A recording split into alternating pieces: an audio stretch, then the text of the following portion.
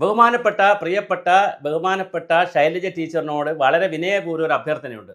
നിങ്ങൾക്കൊരു ഇമേജ് ഉണ്ട് കേരളത്തിൽ. നിങ്ങളത് കളഞ്ഞു കുളിക്കരുത്. നിങ്ങൾ വീണ ജോർജിനും ശിവൻകുട്ടിക്കും ഗണേശനൊന്നും പഠിക്കരുത്.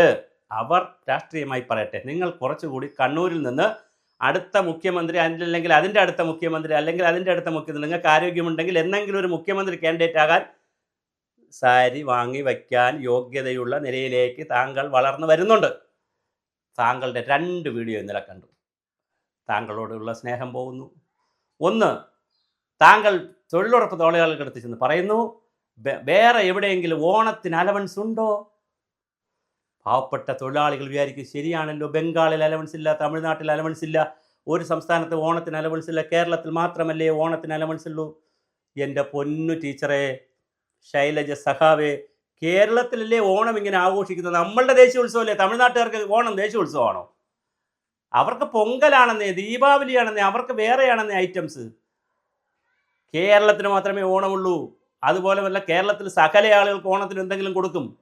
ഗവൺമെൻറ് എന്തെങ്കിലും കൊടുക്കും. ഗവൺമെൻറ്റും കൊടുക്കും, പിന്നെ വ്യക്തികൾ കൊടുക്കും, സ്വകാര്യ വ്യക്തികൾ കൊടുക്കും, വീട്ടു ജോലിക്ക് ഇരിക്കുന്നവർക്ക് വീട്ടുകാർ കൊടുക്കും. എല്ലാവരും ആർക്കെങ്കിലും എന്തെങ്കിലുമൊക്കെ കൊടുക്കും. തൊഴിലുറപ്പുകാർക്ക് നിങ്ങളൊരു പരിപാടി കൊടുക്കുന്നു. അതിലെന്താ ഇത്ര പ്രത്യേകത? നിങ്ങൾ പാവപ്പെട്ട സ്ത്രീകളെ പറ്റിക്കരുത്, വഞ്ചിക്കരുത്. രണ്ടാമതൊരു അടി അടിച്ചു കളഞ്ഞു. ഇടതുപക്ഷ ജനാധിപത്യ മുന്നണി ഉള്ളത് കൊണ്ടാണ് തൊഴിലുറപ്പ് വന്നത്. ആണോ? തൊഴിലുറപ്പ് വന്നതിൻ്റെ ചരിത്രം എന്താണ്? മഹാരാഷ്ട്രയിൽ നടന്ന തൊഴിലുറപ്പിൻ്റെ പരീക്ഷണങ്ങൾ എന്താണ്? കർണാടകത്തിൽ നടന്ന പരീക്ഷണങ്ങൾ എന്താണ്? രാജസ്ഥാനിൽ നടന്ന പരീക്ഷണങ്ങൾ എന്താണ്? അരുണ റോയുടെ നേതൃത്വത്തിലുള്ള പഠന റിപ്പോർട്ട് എന്താണ്? അതിൽ സീതാറാം യെച്ചൂരിക്ക് കുറച്ച് പങ്കുണ്ട്. പക്ഷെ അത് ഇടതുപക്ഷ ജനാധിപത്യ മുന്നണി എന്നുള്ള നിലയിലുള്ള പങ്കൊന്നുമല്ല, CPM എന്നുള്ള നിലയിലുള്ള പങ്കുമല്ല. ആ പങ്ക് ഇടതുപക്ഷം അന്ന് സപ്പോർട്ട് ചെയ്യുന്നു UPA പുറത്തു നിന്ന് എന്ന് വിചാരിച്ചാൽ അതിൻ്റെ അർത്ഥം UPA ഗവൺമെൻറ് കൊണ്ടുവന്ന Mahatma Gandhi national rural employment guarantee programme NREGA, MG NREGA ഇടതുപക്ഷത്തിൻ്റെതാണെന്ന് പറഞ്ഞാൽ പിന്നെ കോൺഗ്രസ് എന്ത് പറയും? അല്ലെങ്കിൽ പറയണം, ഞങ്ങൾ പറഞ്ഞതുകൊണ്ട് കോൺഗ്രസ് കൊണ്ടുവന്നു എന്ന് പറയണ്ടേ?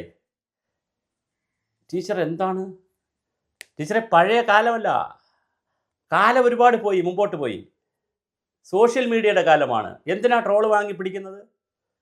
സങ്കടമുണ്ട് നിങ്ങൾ ട്രോള് വാങ്ങണ കാണുമ്പോൾ. കാരണം വേറൊന്നും കൊണ്ടുമല്ല, നിങ്ങളൊരു സാത്വികമായിട്ടുള്ള കമ്മ്യൂണിസ്റ്റ് പാർട്ടിക്കകത്ത് ഇപ്പോഴും എന്തെങ്കിലുമൊക്കെ ഒരു ജ്ഞാനവും ബോധവും ഉണ്ട് ആളുകളിൽ ഒരാളെന്നുള്ള നിലയിലാണ് എല്ലാവരും നിങ്ങളെ കാണുന്നത്. തൊഴിലുറപ്പിനെക്കുറിച്ച് താങ്കൾ അതും പാവപ്പെട്ട വളരെ പട്ടിണിപ്പാവങ്ങളായ സ്ത്രീകളുടെ അടുത്ത് നിന്ന് വോട്ട് പിടിക്കാൻ വേണ്ടി പറയും. നിങ്ങൾ വേറെ ഒന്നും അല്ലല്ലോ. അവരെ സൂചിപ്പിക്കാൻ വേണ്ടി, അവരെ ബോധവൽക്കരിക്കാൻ വേണ്ടി, അവരെ ആശയവൽക്കരിക്കാൻ വേണ്ടി, അവരെ വൈരുദ്ധ്യാത്മക ഭൗതികവാദം പഠിപ്പിക്കാൻ വേണ്ടിയിട്ടൊന്നും അല്ലല്ലോ പറഞ്ഞത്. അവരെ വോട്ട് കിട്ടണം. 2 കള്ളവും പറഞ്ഞു. ഒന്ന്, ഓണത്തിന് നിങ്ങൾക്ക് തരുന്നില്ലേ? ഓക്കെ, അവിടെ നിന്നാൽ ഓക്കെ, ഓണത്തിന് നിങ്ങൾക്ക് തരുന്നുണ്ടല്ലോ. മറ്റേത് സ്റ്റേറ്റിലാണ് കൊടുക്കുന്നത്? ഏത് സ്റ്റേറ്റിലാണ് ഓണത്തിന് കൊടുക്കേണ്ടത്? വല്ലാത്തൊരു ചോദ്യമായിപ്പോയി അത്. പിന്നെ അതുപോലെ തന്നെ ഏതോ അമ്മമാർ പറഞ്ഞു ദൈവമാണെന്ന് പിണറായി വിജയൻ.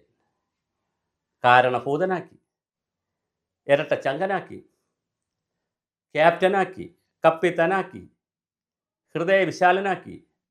വേറെ ഏതോ ഒരു MLA പറയുന്ന കേട്ട് ദൈവമാണെന്ന്. നിങ്ങൾ പറയുന്നത് ദൈവമാണെന്ന്. ചുരുക്കത്തിൽ പറ്റിയത് എന്താണെന്നറിയാവോ? നിങ്ങളെല്ലാം കൂടെ ദൈവമാണെന്ന് പറഞ്ഞ് പാവപ്പെട്ടം വിചാരിച്ച് ഞാൻ ദൈവമാണെന്ന്. അദ്ദേഹം ഇങ്ങനെ ഇരിക്കാൻ തുടങ്ങി. ഇങ്ങനെ കൈ ഇങ്ങനെ വെച്ചല്ല, ഇങ്ങനെയാണോ ഇങ്ങനെ ഇരിക്കുന്നത്? ഇങ്ങനെ പല രൂപത്തിൽ, ദൈവത്തിൻ്റെ രൂപത്തിലേക്ക് ഇരിക്കാൻ തുടങ്ങി. ഇതാ 3ാമത്തത് 0 ആയി പോകാൻ പോവുകയാണ് ഇലക്ഷൻ്റെ. എന്താ സംഭവിക്കുന്നത്? മലയാളിയുടെ മുഖത്ത് നോക്കിയിട്ട് ഒരാൾ ദൈവമാണെന്ന് മുഖ്യമന്ത്രി, കാരണഭൂതനാണ്, ഇരട്ടച്ചങ്കനാണ്, വില്ലാളി വീരനാണ്, വീരമണികണ്ഠനാണ്, വീരയോദ്ധാവാണ്, ശ്രീകൃഷ്ണനാണ്, അയ്യപ്പനാണ്, പരമശിവനാണ്, ഗണപതിയാണെന്നൊക്കെ പറഞ്ഞ പാവപ്പെട്ട ജനങ്ങൾ അംഗീകരിക്കുമോ? അവരെ ചിന്താമണ്ഡലത്തിലും ചിന്താബോധത്തിലും കയറിയാൽ അവർ വിടുമോ? എന്താ സംഭവിച്ചത്?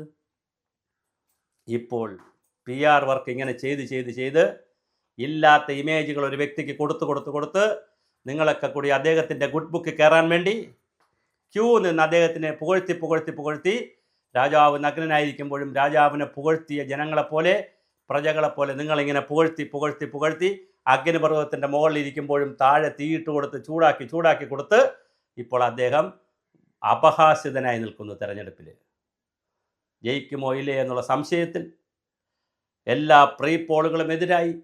യു ഡി എഫിന് അപ്പർ ഹാൻഡ് കിട്ടിയ പഞ്ചായത്ത് തെരഞ്ഞെടുപ്പിലൂടെ യു ഡി എഫിന് അപ്പർ ഹാൻഡ് കിട്ടി. നടന്ന എല്ലാ ഉപതെരഞ്ഞെടുപ്പിലും യു ഡി എഫ് ജയിച്ചു.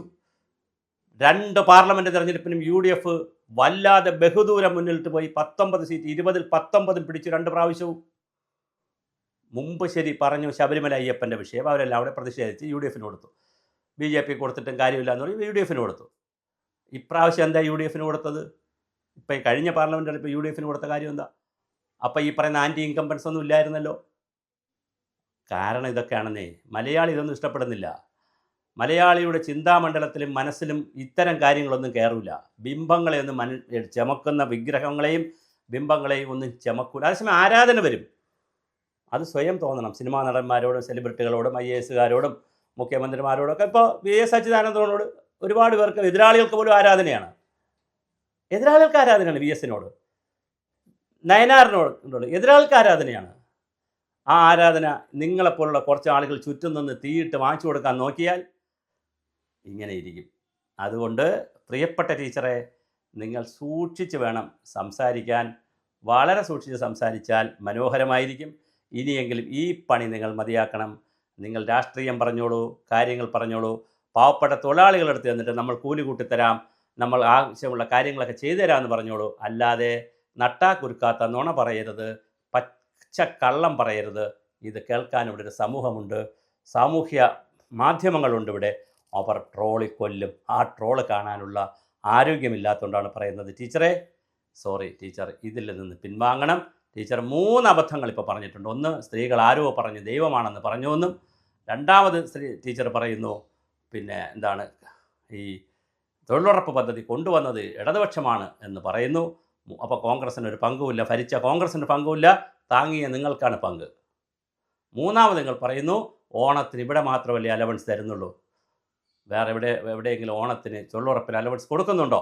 ഇങ്ങനെയുള്ള ചോദ്യങ്ങളൊക്കെ ചോദിച്ച് പാവപ്പെട്ടവരെ പറ്റിക്കാൻ നോക്കിയാൽ തീർച്ചയായിട്ടും അവർ പറ്റിക്കപ്പെടില്ല. അവർ നിങ്ങളെ വാക്കുകൾ കേൾക്കും. നിങ്ങൾ പൈസ കൊടുത്താൽ പൈസ മേടിക്കും, നിങ്ങൾ ഭക്ഷണം വാങ്ങിച്ചു കൊടുത്താൽ ഭക്ഷണം കഴിക്കും. നേരെ പോയവർ UDFനോ BJPക്കോ വോട്ട് ചെയ്യും. നമ്മളിത് കണ്ടതാണ്, കേട്ടതാണ്. അതുകൊണ്ട് വളരെ ശ്രദ്ധിച്ച് വേണം കേരളത്തിലെ വോട്ടർമാരെ കൈകാര്യം. ഇന്ത്യയിലും അങ്ങനെ തന്നെ, ഇന്ത്യൻ വോട്ടർമാരെയും കേരള വോട്ടർമാരെയും വളരെ ശ്രദ്ധിച്ച് കൈകാര്യം ചെയ്തില്ലെങ്കിൽ അവർ നമുക്കിട്ട് 8ൻ്റെ പണി തരും സഹാവേ.